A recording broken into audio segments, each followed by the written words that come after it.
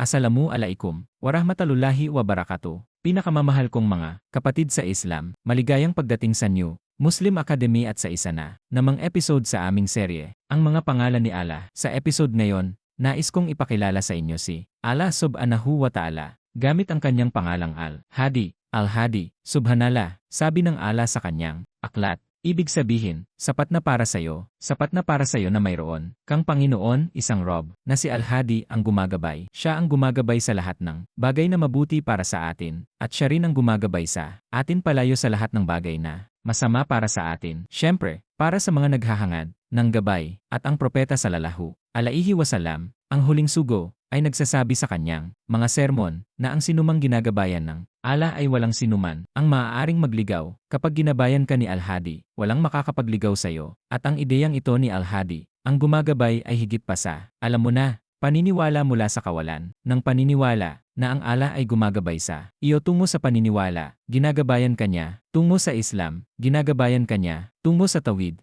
gaya ng sabi namin, ginagabayan ka niya sa lahat ng mabuti, tama ba? Sabi ni Allah, tungkol naman sa sarili, binigyan ito ng inspirasyon ni Allah upang malaman kung ano ang mabuti at kung ano ang masama, alinman sa pamamagitan ng fitrah, ang natural na disposisyon, sa pamamagitan ng sentido komon, na konektado sa natural na disposisyon, at gayon din sa pamamagitan ng revelasyon na ipinahayag ni Allah na makapangyarihan sa Quran at itinuro mismo ni Propeta sallallahu alaihi wasallam. Kaya ito ay mula sa mga kahulugan ng Al-Hadi. Siya ang gagabay sa iyo sa lahat ng kabutihan at kahit sa mga bagay-bagay sa buhay natin. Dapat ba tayong magtrabaho? Hindi ba dapat tayo kumuha ng trabaho? Dapat ba kaming magpakasal sa taong ito o hindi? Dapat ba tayong manirahan sa isang bansa o hindi? Dapat ba tayong magsimula ng isang paglalakbay o hindi? At iba pa at iba pa. Patuloy tayong gumagawa ng mga desisyon at lagi nating gusto.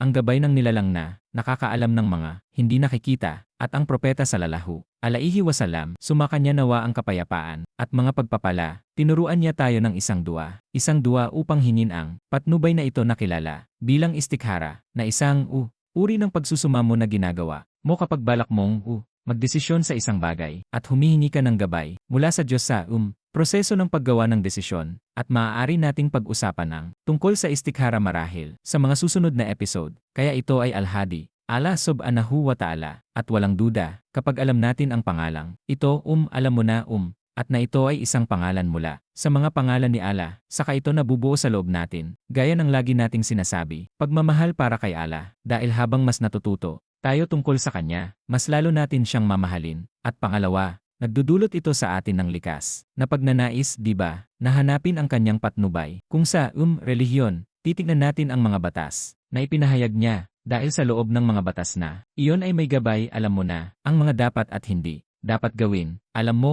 ano ang gusto niyang gawin natin? Ano ang ayaw niyang gawin natin? Bakit niya gusto tayong gumawa ng isang bagay? Bakit ayaw niya tayong gumawa ng isang bagay, di ba? Kaya sa loob ng mga batas na ito mayroong gabay, kaya nabubuo sa atin ang pagnanais na matuto at humingi ng patnubay sa pamamagitan ng mga tamang landas at pamamaraan. Ito ay isa pang benepisyo ng pag-alam sa pangalang ito mula sa mga pangalan ni Allah. Gayon din, at maaari tayong magtapos sa puntong ito na dapat nitong itanim sa ating kalooban ang pagnanais na maging isang paraan ng pag-akay sa ibang tao tungo sa patnubay. Dahil kung alam natin ito tungkol sa ating Panginoon at na siya ang gumagabay at ang kanyang patnubay ang sukdulang gabay, mamahalin natin para sa iba kung ano ang mahal natin para sa ating sarili. Kaya gugustuhin natin ito. Ang pangalang ito ay magkikintal sa atin ng pagnanais na himukin ang mga tao tungo sa patnubay ni Allah subhanahu wa ta'ala. Al-Hadi, ipinakikilala ko kayo kay Allah. Gamit ang pangalang ito, ang siyang gumagabay, naway panatilihin ng Allah subhanahu wa ta'ala ang ating patnubay. Ingatan tayo sa kanyang pagsunod at gabayan tayo sa lahat ng daan patungo sa pinakamataas na paraiso. Amen.